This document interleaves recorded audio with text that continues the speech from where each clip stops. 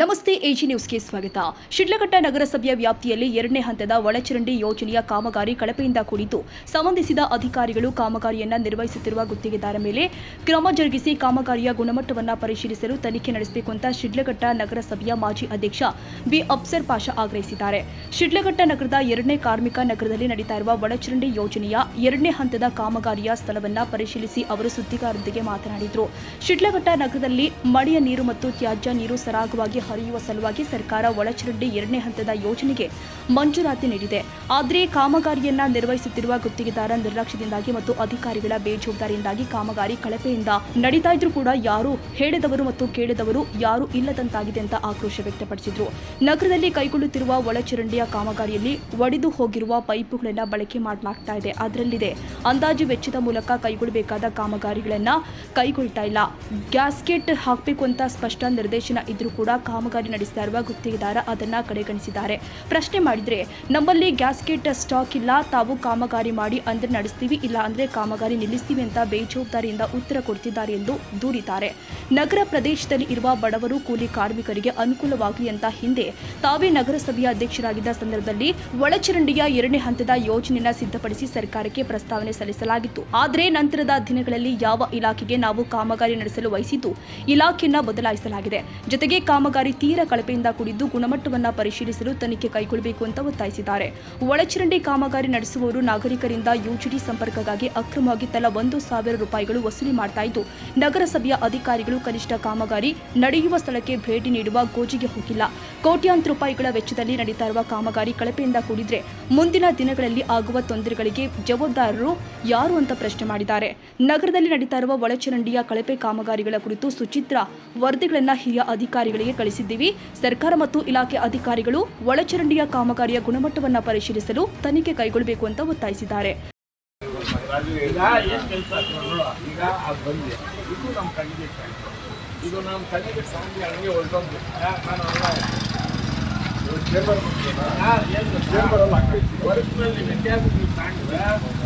ನಾವು ನೋಡ್ಬಿಟ್ಟು ಹಂಗೆ ಹೋದ್ರೆ ಇಂಥವ್ರು ಬುದ್ಧಿ ಬಂದ್ರು, ಅಯ್ಯೋ ಈ ನನ್ನ ಮನೇಲಿ ಏನೋ ಕಮಿಟ್ಮೆಂಟ್ ನೋಡಿ ಇದ್ರೂ ನೋಡ್ಕೊಂಡು ಹೋಗ್ತಾ ಇದ್ದಾರೆ.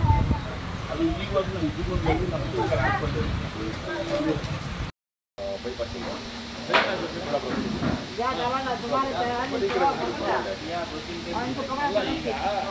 ಯಾರನ್ನ ಅವ್ರು ಇರ್ಬೇಕಲ್ಲ, ಯಾರನ್ನ ಒಬ್ರು ಇರ್ಬೇಕಲ್ಲ. ಯಾಕಂದ್ರೆ ಇದು ಏನ್ ಬೇಕು, ಇದು ಏನ್ ಗೊತ್ತಾ, 92ನಲ್ಲಿ ಯುಜಿಡಿ ಕೆಲಸ ಆಗ್ಬಿಟ್ಟಿದ್ಮೇಲೆ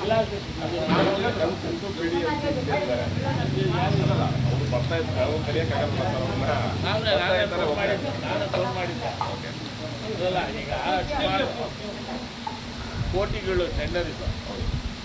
ಇದಕ್ಕೆ DPR ಆಮೇಲೆ ಎಸ್ಟಿಮೇಟ್ ಮಾಡೋಕ್ಕೆಲ್ಲ ನಾನು ಅಧ್ಯಕ್ಷತೆ ಇದ್ದಿದ್ದಲ್ಲೇ ನಾನು ದುಡ್ಡು ಕಟ್ಟಿ ಅದೆಲ್ಲ ಪ್ರಾವಿಷನ್ ಎಲ್ಲ ಮಾಡಿ ಅದು ಗೊತ್ತು, ಅಲ್ಲೇ ಕಳಿಸಿದ್ವಿ. ಕಳಿಸಿ ನಮ್ಮ ಹತ್ರ ಡ್ರೈಯಿಂಗು ಎಸ್ಟಿಮೇಟು ಎಲ್ಲ ಇದೆ. ಮತ್ತೆ ಎಸ್ಟಿಮೇಟು ಚೇಂಜ್ ಮಾಡಿ ಬೇರೆ ಟೆಂಡರು ಅವರು ಯೂಸ್ ಮಾಡಬೇಕು. ಟೆಂಡರ್ ಅವ್ರು ಮಾಡಿದ್ದಾರೆ ಮುಂಚೆ.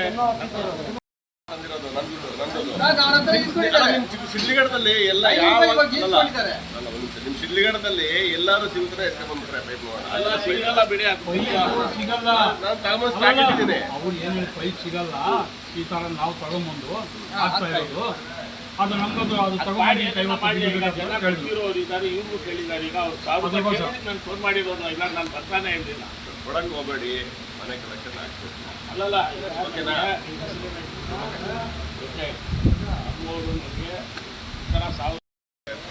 ಅಲ್ಲಲ್ಲ, ಅದನ್ನು ಸ್ಪೆಷಲ್ ಆಗಿ ಮಾಡ್ತಿರೋದು ಕಲೆಕ್ಟರ್ಗೆ ಅಂತ ಮಾಡ್ತಿದ್ದ. ಅದಕ್ಕೆ ನಾನು ಕೇಳಿದೆ,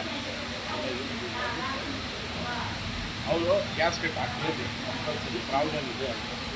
ಗ್ಯಾಸ್ಕೆಟ್ ಹಾಕ್ತಾ ಇಲ್ಲ, ನಿಮಗೆ ವಿಡಿಯೋ ಕಳಿಸ್ತೀನಿ ನೋಡಿ ಅಂತ. ನಾನು ನೋಡ್ತೀನಿ, ಕಳಿಸ್ತೀನಿ ಕನ್ಸೆಪ್ಟ. ನೀವು ಅವ್ರಿಗೆ ಯಾರು ಹೇಳಿ ನಿಮ್ಮ ಪಾಪ JCB ಓಡಿಸ್ತಾನೆ, ಮಾಡಿಬಿಡ್ತಾನೆ, ಹೊರಟೋಗ್ತಾನೆ. ಸಾಯೋರು ಯಾರು ಆಳ. ಈಗ ಈವರೆಗೂ ಸತ್ತೋಗಿರೋದ್ರಿಂದಲೇ ಈ ದೊಡ್ಡ ಪ್ರಮಾಣದಲ್ಲಿ ಕೆಲಸ ಹೇಳಿ ಯಾವ ಥರ ಮಾಡಬೇಕು. ಅಲ್ಲ, ನನಗೆ ಪ್ರಾಬ್ಲಮ್ ಏನಿದೆ ಅದು ಮಾಡಿ. ಸ್ಪೆಷಲ್ ನೋಡಿ ಸರ್, ಇವಾಗ ಗ್ಯಾಸ್ ಕಿಟ್ ಹಾಕ್ಬೇಕು. ಅಲ್ಲ ನೀವೇನು ಹೇಳ್ರಿ ಫೋನಲ್ಲಿ ಗ್ಯಾಸ್ ಕಿಟ್ ಇಲ್ಲ ಕೆಲಸ ನಿಲ್ಸ್ಬಿಡ್ಲ. ಅಲ್ಲ ಸರ್, ಇವಾಗ ಗ್ಯಾಸ್ ಕಿಟ್ ನಾನು ಹಾಕಿದ್ದೀನಿ, ಇವತ್ತಿಲ್ಲ, ಸ್ಟಾಕ್ ಇಲ್ಲ, ಖಾಲಿ ಆಗಿದೆ. ಕೆಲಸ ನಾಳೆಯಿಂದ ಹಾಕ್ತೀನಿ ಸರ್. ಇವತ್ತೊಂದಿನ ಟೈಮ್ ಕೊಟ್ರೆ ಮಾಡಿ, ಮಾಡ್ತೀನಿ ಅಂತ. ಕೆಲಸ ಸ್ಟಾಪ್ ಮಾಡಿಬಿಡ್ತೀನಿ ಅವರು. ಅದೇನಂದ್ರೆ ಅದು ಬೆದರಿಕೆ ಆಗಿದೆ. ಸರ್ ಬೆದರಿಕೆ ಹಾಕೋಗಿದ್ರೆ ನಾನು ಇಲ್ಲೇ ನಿಲ್ಸ್ರಿ ಅಂತ ಹೇಳ್ದ. ಬೆದರಿಕೆ ಹಾಕೋದ್ರೆ ಇಲ್ಲಿ ಕೆಲಸ ನಿಲ್ಸ್ರಿ ಅಂತ ಹೇಳೋ ಮಟ್ಟಕ್ಕೆ ನಾನು ಹೇಳೋನಲ್ಲ. ನಿಮ್ಮ ಟೆಕ್ನಿಕಲ್ ಬಗ್ಗೆ ನಾನು ಚಿಕ್ಕದಿಂದ ಗೊತ್ತು. ನಂದು ಶಿಲ್ಘಟ್ಟ ಟೌನೇ, ಅದೇ ಪಕ್ಕದಲ್ಲಿ ಹಳ್ಳಿ. ಅಲ್ಲ ನೀವು ಏನು ಮಾಡಿ ನಾನು ಕೆಲಸ ನಾನು ನಮ್ಮ ಕ್ಷೇತ್ರ ಅಲ್ಲ, ನನ್ನ ಜಿಲ್ಲೆಲ್ಲ ಯಾರು ಅಲ್ಲ, ಅಧಿಕಾರಿಗಳಿಗೂ ಗೊತ್ತು. ನಾನು ಎಲ್ಲರೂ ಕರ್ನಾಟಕ ಉಳಿದುಕೊಳ್ಳೋನಲ್ಲ. ಈಗ ನಮ್ಮವ್ರು ಫೋನ್ ಮಾಡಿದ್ದಕ್ಕೆ 1000 ರೂಪಾಯಿ ಇಟ್ಕೊಳ್ತಾ ಇದ್ದಾರೆ, ಹೆಂಗಣ ಅಂತ ಹೇಳಿದ್ದಕ್ಕೆ ನಾನು ಬರ್ತೀನಿ ಅಂತ ಹೇಳಿದ್ದೆ. ಅಷ್ಟರೊಳಗೆ ನಮ್ಮ ಮಕ್ಕಳು ಬಂದು ನಾನೇ ಕೊಟ್ಟಿದ್ದೀನಿ 1000 ರೂಪಾಯಿ. 1000 ರೂಪಾಯಿ ಕೇಳಿದ್ದಾರೆ, 500 ರೂಪಾಯಿ ಕೊಟ್ಟಿದ್ದೀನಿ, 500 ರೂಪಾಯಿ ಕೊಟ್ಟಿನಪ್ಪ ಹಂಗೆ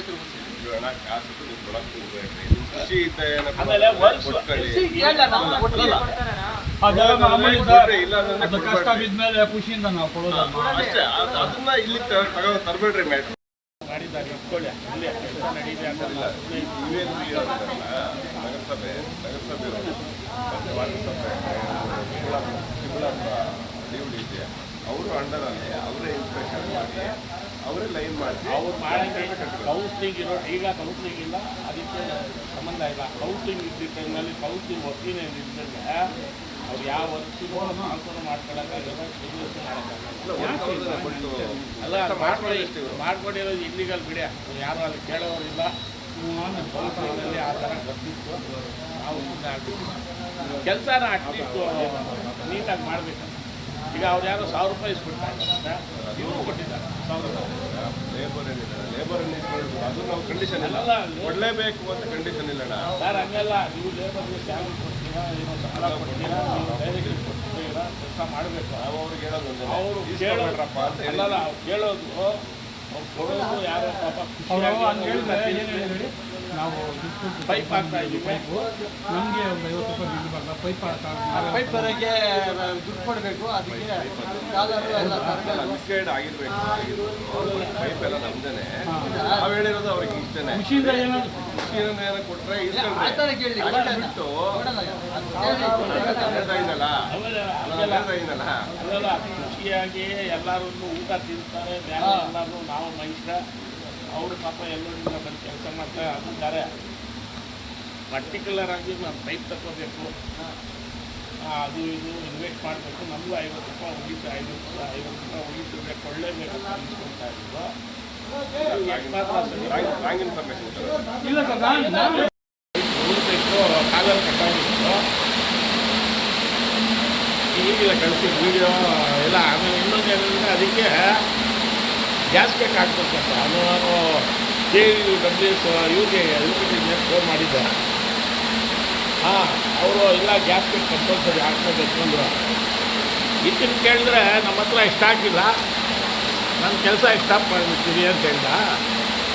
ಆಯಿತು, ನಿಮ್ಗೆ ಸೇರಿರೋದು ಅದು ಯಾವ ಥರ ಏನು ಮಾಡಬೇಕು ಆ ಥರ ಎಸ್ಟಿಮೇಟ್ನಲ್ಲಿ ಪ್ರಾಜೆಕ್ಟ್ ಯಾವ ಥರ ಇದೆ ಆ ಥರ ಕೆಲಸ ಮಾಡಿ ಅಂತ ಡೈರೆಕ್ಷನ್ ಕೊಟ್ಟಿದ್ದೀನಿ. ನೀವು ಯಾರು ನಾ ಇಲ್ಲಿ AW ರಿಟೈರ್ಡ್ ಆಗಿದ್ದಾರೆ ಅಂತ ಯಾರಿಗೆ ನಾವು ಇನ್ಸ್ಪೆಕ್ಷನ್ ಹಾಕಿದ್ದಾರೆ ಅಂತ ನೋಡಿದೆ.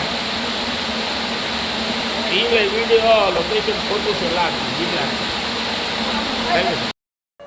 ಇವತ್ತು ನಾವು ವಾರ್ಡ್ ನಂಬರ್ 29, 17, 12 ಮತ್ತು 24, 25, 26 ಈ ಪ್ರಾಂತದಲ್ಲಿ ಏನು UGD ಸೆಕೆಂಡ್ ಫೇಸ್ನಲ್ಲಿ ಕೆಲಸ ನಡೀತಾ ಇದೆ. ನಮಗೆ ರಾತ್ರಿ ಮಾಹಿತಿ ಸಿಕ್ತು, ಸೆಕೆಂಡ್ ಕಾರ್ಮಿಕ ನಗರದಲ್ಲಿ ಕೆಲಸ ನಡೀತಾ ಇದೆ ಅಂತೇಳಿ. ಸೊ ಇದ್ರೂ ಈಗ ಕನ್ಸಲ್ಟ್ ಅಧಿಕಾರಿಗಳು ನೋಡ್ಕೊಂಡು ಸೂಪರ್ವೈಸಿಂಗ್ ಮಾಡಿಕೊಂಡು ಕೆಲಸ ಮಾಡಿಸ್ಕೊಳ್ತಾರೆ ಅಂಥೇಳಿ ಆ ಭಾವನೆಯಲ್ಲಿ ನಾವು ಇದ್ವಿ. ಬೆಳಿಗ್ಗೆನೇ ಅಲ್ಲಿ ಸ್ಥಳದಲ್ಲಿ ಇರುವ ಸಹಜನರು ನಮಗೆ ಫೋನ್ ಮಾಡಿ ಈ ಥರ ಕೆಲಸ ಲೋಪದೋಷಗಳಾಗ್ತಾಯಿದೆ, ಇಲ್ಲಿ ಯಾರು ಈಗವರೆಗೂ ಕಣ್ಣಲ್ಲಿ ನೋಡಲಿಲ್ಲ, ಬಂದಿಲ್ಲ, ಅಧಿಕಾರಿಗಳು ಬೇರೆಯವರು, ನೀವು ಬಂದು ಇಲ್ಲಿ ಪರಿಶೀಲನೆ ಮಾಡಬೇಕು. ಇಲ್ಲಿ ವರ್ಕರ್ಸು ನಮ್ಮ ಹತ್ರ ಪ್ರತಿ ಮನೆಯಲ್ಲಿ 1000 ರೂಪಾಯಿ ಬೇಡಿಕೆ ಇಡ್ತಾ ಇದ್ದಾರೆ. ಆ ದೃಷ್ಟಿನಲ್ಲಿ ನೀವು ಬಂದು ಇದು ಬಗೆಹರಿಸಬೇಕು ಅಂತ ನನ್ನ ಹತ್ರ ಪ್ರಸ್ತಾಪ ಇಟ್ಟು ನಾನು ಸ್ಥಳದಲ್ಲಿ ಹೋಗಿ ಪರಿಶೀಲನೆ ಮಾಡಿದೆ. ಅಲ್ಲಿ ಕೆಲಸ ಸಂಪೂರ್ಣ ಲೋಪದೋಷಗಳು ನಡೀತಾ ಇದೆ, ಕಳಪೆ ಕೆಲಸ ನಡೀತಾ ಇದೆ. ಸಂಬಂಧಪಟ್ಟ ಅಧಿಕಾರಿಗಳಿಲ್ಲ. ಯಾರೋ ಕಾಂಟ್ರಾಕ್ಟ್ರಿಗೆ ಫೋನ್ನಲ್ಲಿ ಮಾತಾಡಿದ್ರೆ ನಾವು ಏನಿದೆ ಅದು ಮಾಡ್ತಾಯಿದ್ದೀವಿ ಅಂತ ಹೇಳಿದ್ರು. ಸರಿ, ನಾನು ಕನ್ಸಲ್ಟ್ ಇಲಾಖೆ KU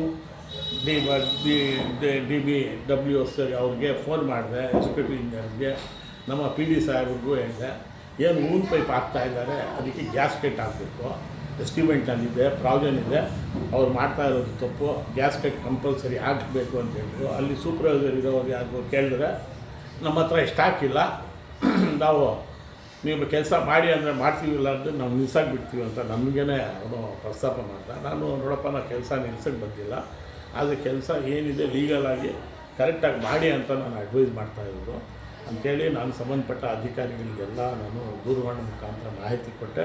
ಸ್ಥಳದ GPS ಫೋಟೋ ವಿಡಿಯೋ ಎಲ್ಲ ಫಾರ್ವರ್ಡ್ ಮಾಡಿದ್ದೀನಿ. ಪೈಪ್ ಎಲ್ಲನೂ ಕಾಲರ್ಸ್ ಎಲ್ಲ ಜೈಂಟ್ ಏನು ಹಾಕ್ತೀವಿ ಅವೆಲ್ಲ ಕಟ್ಟಾಗಿದೆ, ಅಂಥವೆಲ್ಲ ಭೂಮಿನಲ್ಲಿ ಹಾಕ್ಬಿಟ್ಟು ಅದ್ರ ಮೇಲೆ ಚೀಲ ಹಾಕಿ ಮುಚ್ಚಾಕ್ಬಿಟ್ಟಿದ್ದಾರೆ. ಇದು ಲೈಫ್ ಲಾಂಗು ಇಲ್ಲಿ ಇರೋ ಪ್ರಾಂತದಲ್ಲಿ ಜನ UGD ನೀರು ಏನು ಸೋರ್ಸ್ ಹೊಡಿತದೆ ಅದೆಲ್ಲ ಲೀಕೇಜ್ ಆಗಿ ಮತ್ತೆ ಸಮಸ್ಯೆಗಳು ಉದ್ಭವ ಆಗುತ್ತೆ.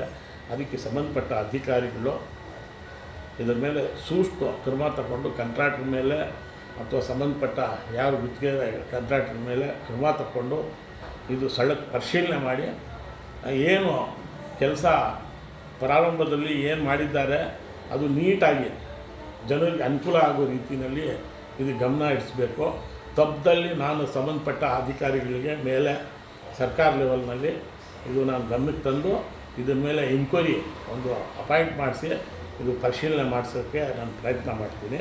ಅದಕ್ಕೆ ಕಾಲಾವಕಾಶ ನೋಡ್ತಿದ್ದ 3ನೇ ತಾರೀಕು ಸರ್ಕಾರ ರಚನೆ ಆಗುತ್ತೆ. ಅದಕ್ಕೆ ನಾವು ಸೈಲೆಂಟಾಗಿದ್ದೀವಿ. ನನ್ನ ಕಣ್ಣಲ್ಲಿ ಬಿದ್ದಿದೆ ಲೋಪದೋಷಗಳು, ಕಳಪೆ ಕೆಲಸ ನಡೀತಾ ಇದೆ ಅಂತೇಳಿ. ಅಂಥದಕ್ಕೆಲ್ಲ ನಮ್ಮ ಸಹಕಾರ ಇರಲ್ಲ. ಇದು ನಮ್ಮ ಇಲಾಖೆಯಿಂದ ನಮ್ಮ ನಗರಸಭೆ ಅಂತೂ ಕೆಲಸಕ್ಕೆ ಬರ್ದಿರೋ ಥರ ಆಗಿಬಿಟ್ಟಿದೆ. ಒಬ್ಬರೂ ಸಹ ಇಲ್ಲಿ ತಿರುಗಿ ನೋಡ್ತಾ ಇಲ್ಲ. ಸುಮಾರು 30 ಕೋಟಿ ಸೆಕೆಂಡ್ ಫೇಸು ಪ್ರಮಾಣದಲ್ಲಿ ಕೆಲಸ ನಡೀತಾ ಇದ್ದು ನಮ್ಮ ಪೀರಿಯಡ್ನಲ್ಲಿ ನಾನು ಅಧ್ಯಕ್ಷನಿದ್ದ ಇನ್ನೂ ಸುಮಾರು ಇದು ಲೈನ್ ಎಸ್ಟಿಮೇಟು DPR ಮಾಡೋಕ್ಕೆ ಒಂದು 22 ಲಕ್ಷ ನಾವು ನಗರಸಭೆಯಿಂದ ದುಡ್ಡು ಕಟ್ಟಿದ್ದೀವಿ. ಅದು ಮಾಡಬೇಕಾಗಿದ್ದು ಬೇರೆ ಇಲಾಖೆ, ಈಗ ಮಾಡ್ತಾ ಇರೋದು ಬೇರೆಯವರು. ಅದ್ರ ಮೇಲೆ ನಾವು ಗಮನ ತಗೊಳ್ತೀವಿ. ದಯವಿಟ್ಟು ಸಂಬಂಧಪಟ್ಟ ಅಧಿಕಾರಿಗಳು ಮತ್ತು ಜಿಲ್ಲಾ ಆಡಳಿತ ಏನು ಜಿಲ್ಲಾ ಅಧ್ಯಕ್ಷರು ಜಿಲ್ಲಾಧಿಕಾರಿಗಳು ಆಡಳಿತದಲ್ಲಿ ನಗರಸಭೆ ನಡೀತಾ ಇದೆ. ತಾವು ಇದು ಸೂಕ್ಷ್ಮವಾಗಿ ಇದು ಗಮನಕ್ಕೆ ತಗೊಂಡು ಇದರ ಮೇಲೆ ಕ್ರಮ ತಗೋಬೇಕಂತೇಳಿ ನಾನು ದೂರವಾಣಿ ಮುಖಾಂತರ ಮಾಧ್ಯಮ ಮುಖಾಂತರ ನಾನು ತಿಳಿಸ್ತಾ ಇದ್ದೀನಿ. ಇದು ಜನರ ಪರ ಕೆಲಸ ಇರೋದು. ಕಾಂಟ್ರಾಕ್ಟ್ರು ಲಾಬಿ ಮಾಡಿಕೊಂಡು ಲೂಟಿ ಮಾಡ್ಕೊಂಡು ಹೋಗೋದಕ್ಕೆ ನಾವು ಇದು ಸಾಧ್ಯ ಆಗೋಕ್ಕೆ ಬಿಡೋದಿಲ್ಲ ಅಂಥೇಳಿ ನಾನು ಈ ಮಾಧ್ಯಮ ಮುಖಾಂತರ ಹೇಳಕ್ಕೆ ಇಷ್ಟ. ತಮೀಂ ಪಾಷಾ, ಶಿಡ್ಲಘಟ್ಟ, AG ನ್ಯೂಸ್.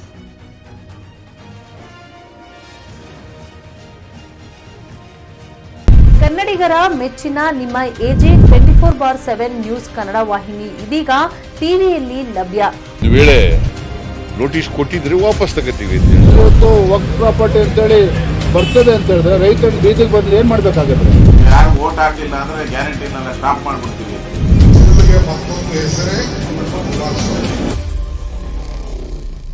ಕರ್ನಾಟಕ ಮತ್ತು ದೇಶ ವಿದೇಶ 360 ಡಿಗ್ರಿ ಸುದ್ದಿ ಹಾಗೂ ಉತ್ತರ ಕರ್ನಾಟಕ, ಬೆಳಗಾವಿ, ಬಾಗಲಕೋಟೆ, ಧಾರವಾಡ, ಹಾವೇರಿ, ಗದಗ, ಬಿಜಾಪುರ ಜಿಲ್ಲೆಯ ಕ್ಷಣ ಕ್ಷಣದ ವಿವರವನ್ನ ಪಡೆಯುವುದಕ್ಕೆ AG 24/7 ನ್ಯೂಸ್ ಕನ್ನಡ ವಾಹಿನಿಯನ್ನ ಲೈಕ್ ಮಾಡಿ, ವಿಡಿಯೋಗಳನ್ನ ಶೇರ್ ಮಾಡಿ, ಕಮೆಂಟ್ ಮಾಡುವ ಮೂಲಕ ನಮ್ಮ ವಾಹಿನಿಗೆ ಸಹಕಾರ ನೀಡಿ ಮತ್ತು ಚಾನೆಲ್ ಅನ್ನ ಸಬ್ಸ್ಕ್ರೈಬ್ ಮಾಡಿ.